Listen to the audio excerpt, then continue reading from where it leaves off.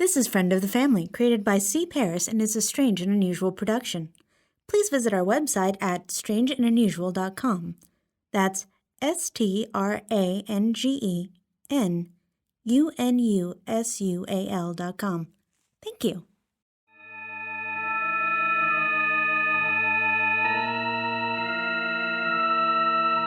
Greetings, dear listeners, and welcome to a particularly rousing rendition of Friend of the Family. We begin in media res. Mid-battle, where you can no doubt hear that things are looking grim for Asmodeus. Long has it been since he's fought a foe so fearsome.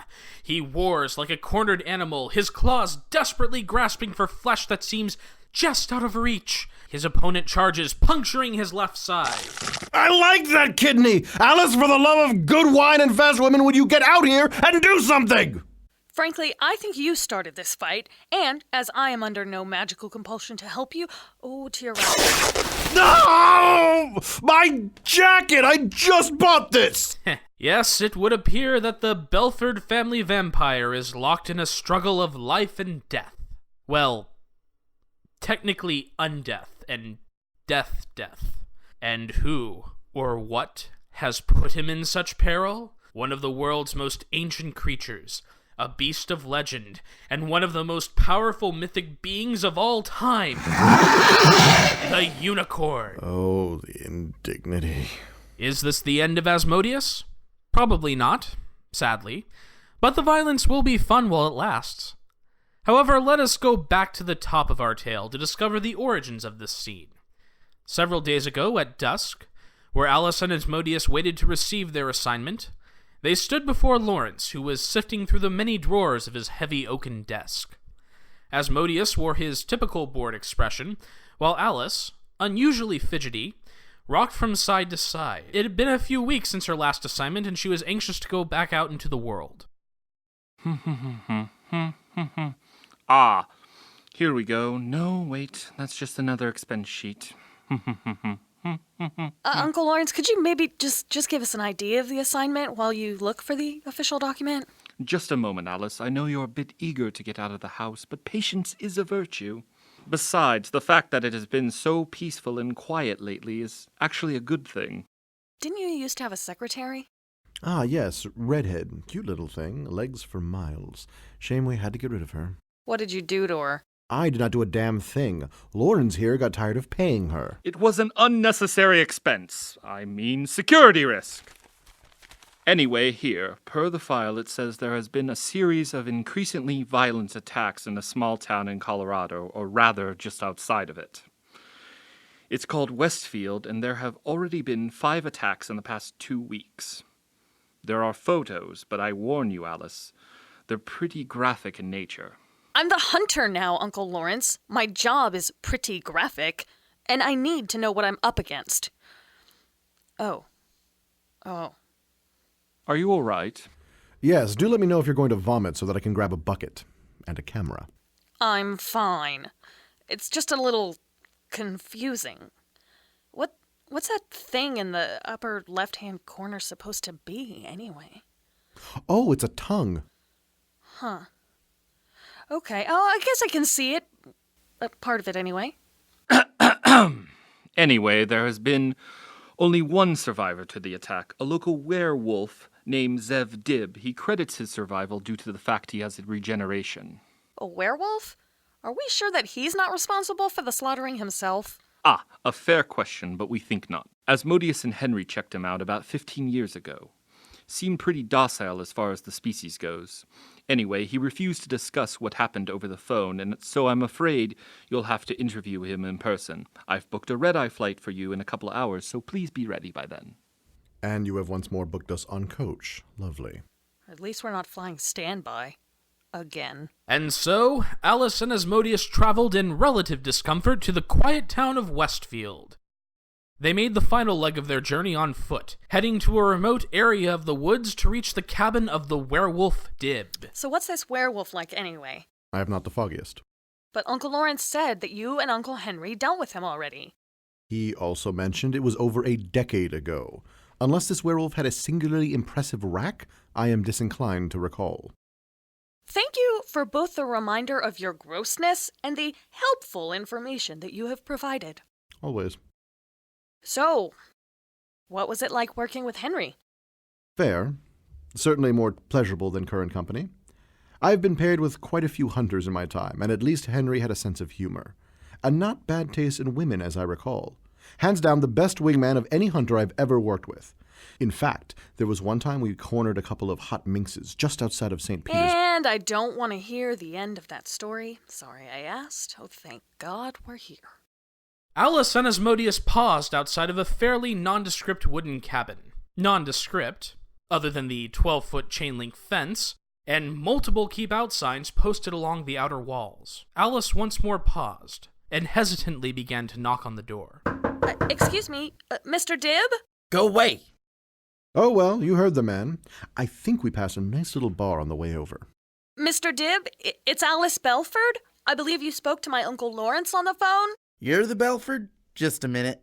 As the door opened, Alice looked upon the owner. She was not quite sure what she was expecting, but the heavily bandaged figure wasn't it. Dibb was tall, gaunt, and currently resembled a mummy more than a werewolf. What? Aw, you again. Must have come with the Belford. I met a more different Belford before, I think. Yes, my Uncle Henry. I'm afraid he's passed. Yeah, I don't remember the hunter being a little girl. You! I remember you, though. Well, you're in my territory now. I know the rules. You can't come in unless I say so. Stay, boy, stay! How does that feel? Oh, I think I wounded the puppy's feelings. Let's go inside for your interview, Mr. Dibb. Asmodeus, wait outside. Yeah, stay out here and sit. Good boy. Well, that was rude. I'm bored. Sorry if you wanted your pet vampire by your side, but he ain't coming in my home. It's fine. Believe me, I'm not fond of him either. What's there to be fond of? Last time we met, he took... I'm sure it was horrible, but could we focus on the recent attack? Well, I was minding my own business when it came up and attacked me. I try to keep to my own, you know, stay out of people's way. But one minute I was walking through these woods, and the next minute I was on my back. The thing attacked like the wrath of heaven. I must have lost 4 pints in my left eye. Do you know how long it takes to grow back an eye? Not really. Did you see your attacker? It was a bit of a blur, but But what? I'd rather not say. Mr. Dibb, any information you could give could be vital to helping me defeat whatever attacked you. It's a bit embarrassing. You have my word. Whatever you say, I won't judge you. I'm a professional. Well, you see, it was a unicorn. Asmodeus! But how did you... For someone so paranoid, you'd think you'd lock your windows. And a unicorn? You should get a trophy for world's worst werewolf. I'm gonna wring your scrawny vampire neck, you bastard! Better than you have failed. Also, Alice. Asmodeus, stop. You're not helping. How could I? This thing is helpless. Hopeless. Hopelessly helpless. That's it! You get out of here! The werewolf grabbed a shotgun from behind his closet door and leveled it at Asmodeus' head, an all too typical result of engaging him in conversation. Alice rolled her eyes. It's all right. We're leaving. Thank you for your help. Beware, Lisa Frank attacks! I said get! A few more eloquent exchanges, and 2 shotgun blasts later, Alice and Asmodeus found themselves on the path out of the woods and back into town. Asmodeus regaling himself the entire way about the werewolf's lack of bravado.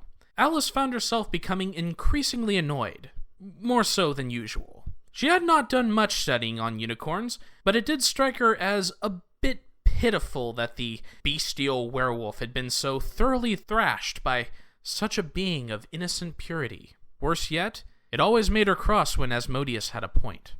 A werewolf terrified of a unicorn. That may be the most pathetic thing I've ever heard. How marvelous. I mean, he wasn't exactly the alpha of his pack, but... Oh, so you do remember him then? Pardon? You just said he's never been manly, so... What can I say? It all came back to me once I saw his sad little face. This is so typical. You're absolutely useless. Sorry, I cannot hear you over the sounds of the numerous times I have had to save you. Yeah, you can punch things. Good for you. And what is it that you think you are talented at? Shut up. Well, it's not witty comebacks, is it? Or fighting? Or research? Or tracking? Whining? Are you talented at whining? Shut up, Azzy. Remember this moment, so that when the next horrible thing happens to you, you will know that you have earned it. Oh, why don't you go fuck off? Ah, so I can only interpret that as you are ordering me to go and entertain the town's ladies. If I must, ciao. Ugh, fine, whatever. Alice watched him leave with eyes of burning hatred. Needing some time to compose herself, she stopped at a nearby clearing and calmly considered the situation. Stupid Asmodeus, stupid town, stupid Colorado. None of this makes any sense. Why would a unicorn... Huh? And before her, Alice saw the most beautiful thing she had ever seen in her life, the unicorn.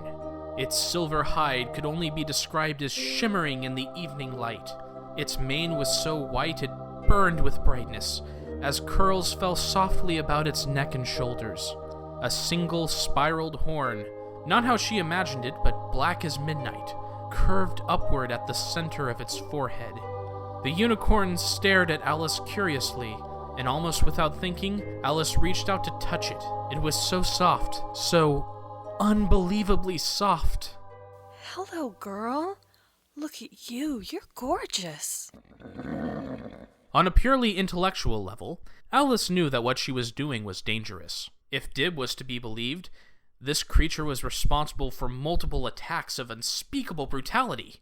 But it was so soft. So unbelievably soft. There has to be some kind of mistake.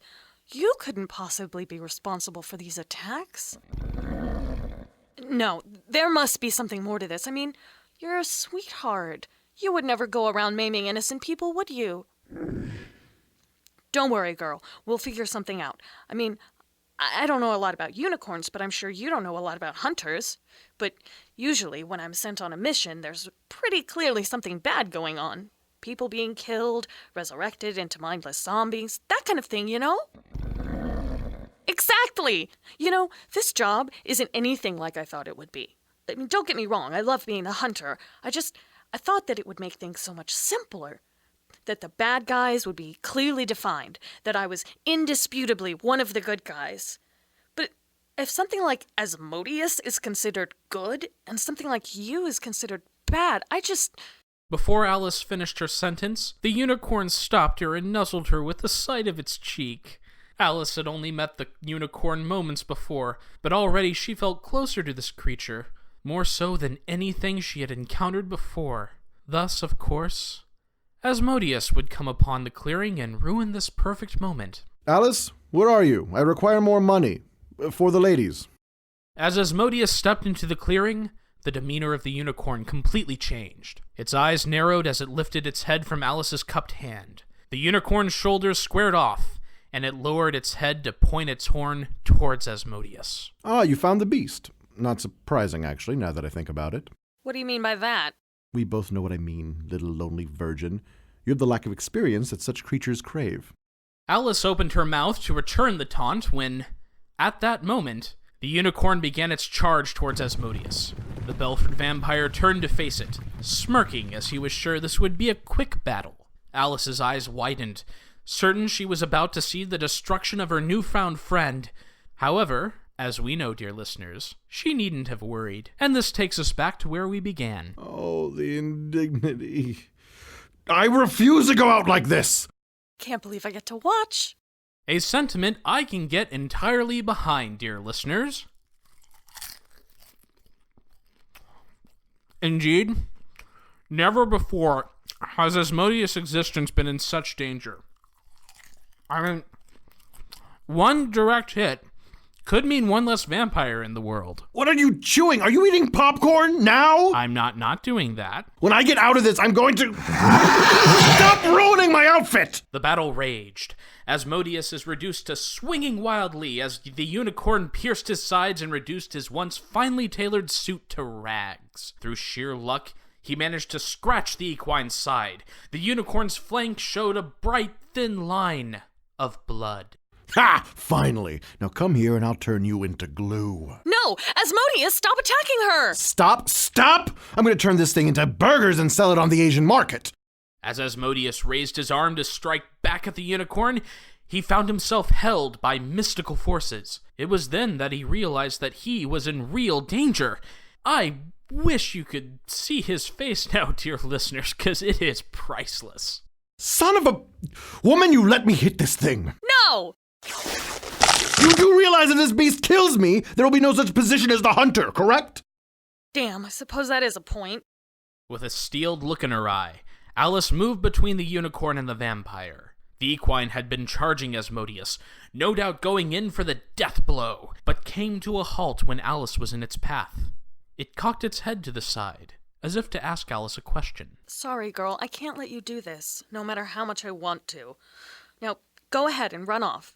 I'll think of something later. The unicorn dashed back into the woods, occasionally turning back to look at Alice. Asmodeus also looked at Alice, his mouth agape. You stopped me from killing the thing. Damn right I did. Nobody has ever stopped me from killing the thing. Well, now, somebody has. There has to be another way. Maybe she can live in our backyard or something. You're serious? Did you forget about all the people it's killed? She must have had her reasons. If she's killed anybody, I'm sure they were bad people. After all, she attacked you. And since when do you care about innocent people? Since when do you not? And I care because this suit was a classic, and you will not let me kill it. If you haven't been paying attention, princess, that is what we do. Kill or otherwise eliminate supernatural threats to the world, not open goddamn mythological petting zoos. Now, are you going to do your damn job and let me destroy it or not? Not. And, as I am the hunter, there's nothing you can do about it. Oh, you are wrong about that, little girl. So what are you gonna do? I'm telling. A quick phone call to the Belford estate later, Alice and Asmodeus waited in their hotel room for the arrival of Lawrence and Marjorie Belford, who, after unsuccessful attempts at persuasion over the phone, had thought it best to come and try and talk sense into the girl in person. Alice was not looking forward to this conversation, but was determined to not let harm come to her newfound friend. I hope you get fired. Hunters don't get fired. The job is for life. I bet they make an exception for you. The first hunter to be fired. That would be glorious. Shut up. Oh, well, that must be them. Alice opened the door, and there stood her relatives. Marjorie looked impeccable as ever, and Lawrence looked only slightly more panicked than usual. Alice, what's going on? You've never expressed any hesitation at killing before. Well, when you say it like that, it makes me sound crazy. If the shoe fits. You had an assignment, and then you not only allowed the creature to escape, but you forbade Asmodeus to attack it, even after it caused him considerable harm. Whatever the creature is, it's been killing a lot of people. Unicorn. Pardon? Oh, did Azzy leave that bit out? You should get a trophy for world's worst vampire. Alice, darling, that's enough. Lawrence, Asmodeus, why don't you two step outside for a moment? Alice and I need to have a little talk. But Marjorie, my suit. Oh, why don't you and Lawrence go shopping for a new one? But, Mom, my budget. You can use my credit card, dear. They never check the signature. Now, Alice. Grams, before you start, I have been doing some research on unicorns. They're ancient creatures of light, meant only to protect what's good in the world. All the sources say that they only attack evil things, like Asmodeus. I know she attacked people. But they probably had it coming? I didn't mean it like that, but if we could just take her away, put her somewhere safe. Oh, dear. Sometimes I forget just how young you are. Alice, what you say is true. Unicorns only attack those they believe evil. So you agree with me? No, my darling. The thing about unicorns is they only see the world in black and white. There are no minor crimes, and all sinners must be put to death. No, Grams, it's not like that. I met her. I know her. She's wonderful. Her? She? Oh my, I see you've grown quite attached. I guess that seems weird. I didn't spend much time with her, but I know she's good. And I've hurt people as the hunter, but somehow I know she would never attack me. If she wanted to, she could have gored me when she was attacking Asmodeus, but she didn't. And she even left when I asked her to. Alice, I'm glad that the unicorn didn't attack you. You're my great-granddaughter, and I want you to be safe. But there might be a particular reason why Please don't go down that road. Anyway, I won't deny that Asmodeus has done some questionable things in the service of our family.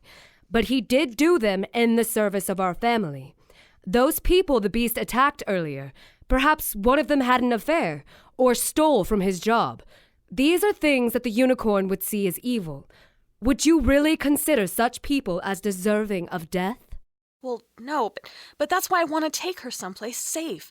If we created a preserve, then we could keep her and anyone she might consider bad safe. If we're going to excuse everything Asmodeus has done, then I can't kill her just because she's overzealous. I see. I think it's best that you introduce the two of us. It may well clear a few things up. Really? Thanks, Grams. I just know you'll understand once you meet her. I suppose we shall find out.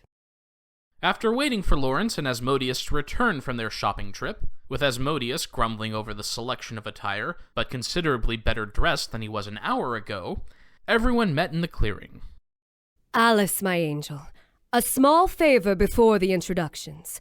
Would you command Asmodeus to protect your great-uncle Lawrence for me? I'm sure it would settle his nerves. I can command him to protect both of you, but I don't see how that would be necessary. Mother, I'm a grown man. I can take care of myself. Lawrence, quiet. Humor me, sweetheart. All right. Asmodeus, make sure that the unicorn doesn't hurt Uncle Lawrence or Grams. It cannot hurt them if it is dead.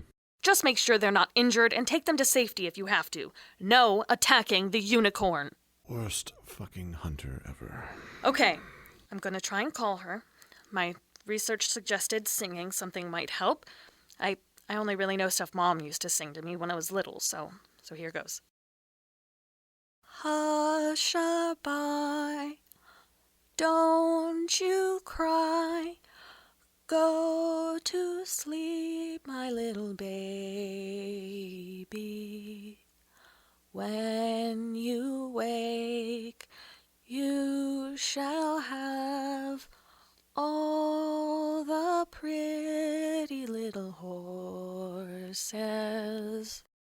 Alice sang her lullaby, desperately hoping her ploy would work. Soon, a rustling came from the woods. Almost as if in a trance, the unicorn approached Alice.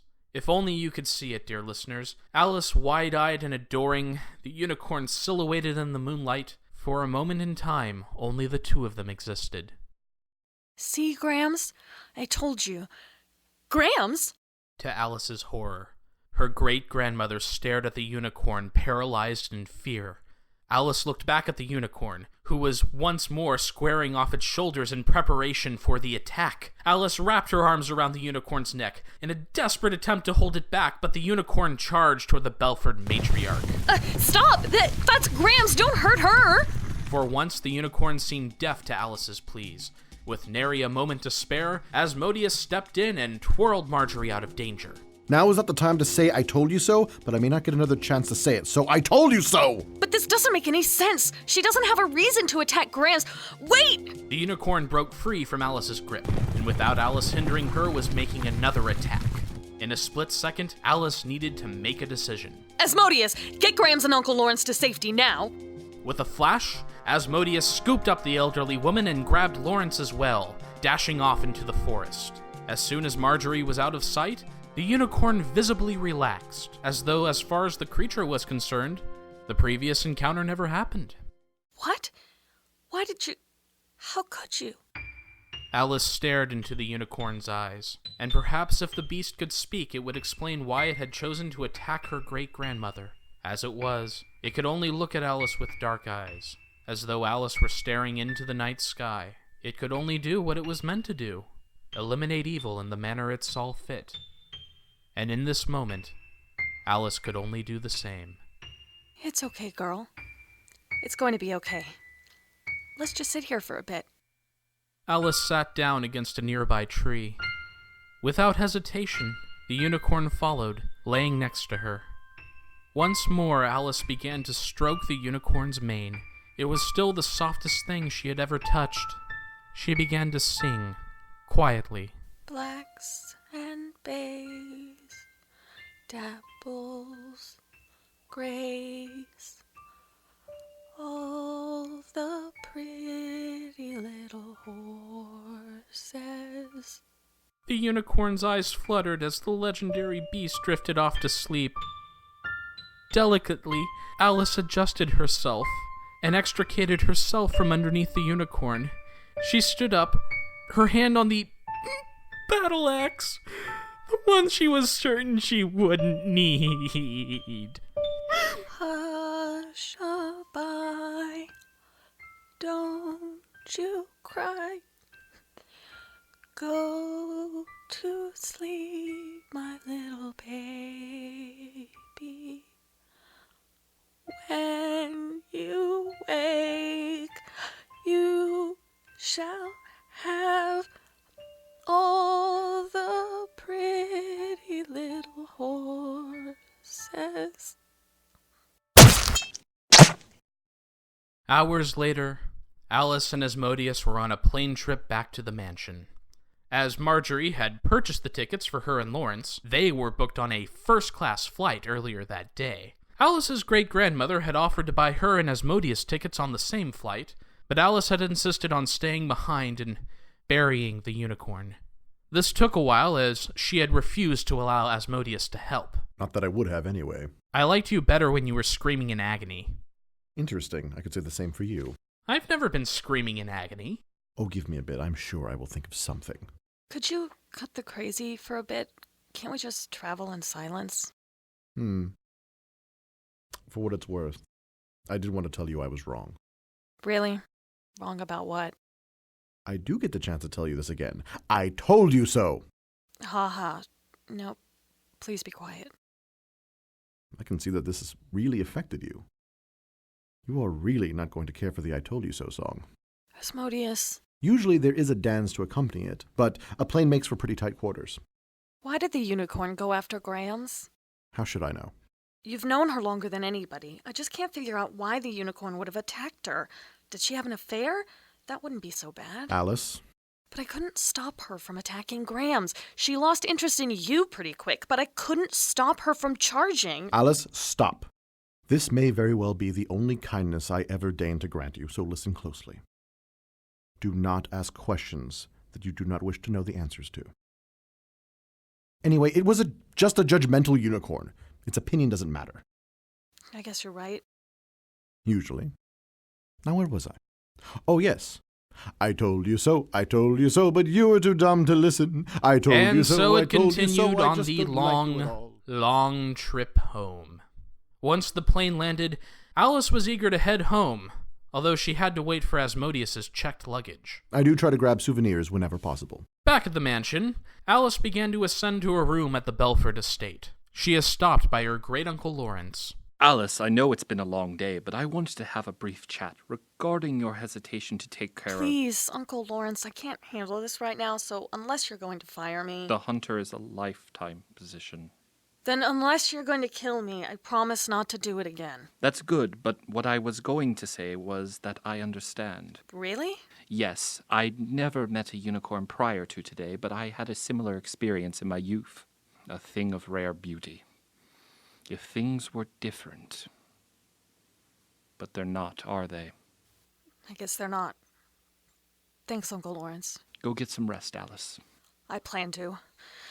And to bed. Asmodeus, what are you doing in this part of the house? Oh, just dropping off some souvenirs, saying hello to Mina and all that. Off to sleep. Soon as you get out of my way. Do not let me keep you. I'm just off to the family's movie night. They're playing The Godfather. Ever seen it? A while ago. Can't say it's my favorite. Pity, I find it quite memorable. Anyway, good night. As Alice goes to slumber, she finds her heart perhaps a bit heavier than before her trip, herself a bit wiser. Although she will always mourn her friend, somehow the experience has not caused her to lose her dedication to being the hunter. God, I could just sleep for days. Oh, it doesn't look like Mom made my bed after I left. Just as well. I'll just tuck in and it's poking me. It's like there's this giant Asmodeus! And as her scream echoes into the night, once more the curtains close on this episode of Friend of the Family, where if you are shocked by how terrible Asmodeus is, you really haven't been paying attention. Be sure to tune in next time, or perhaps he will suffer more bodily harm. This is Friend of the Family, created by C. Paris and is a strange and unusual production. Please visit our website at strangeandunusual.com. That's STRANGENUNUSUAL.com. Thank you. I'm sorry, I need a minute. Unicorn death sadness. You made me narrate this, you heartless monster. You're the monster, not Asmodeus, not the unicorn, you. It's always been you. Unicorn death.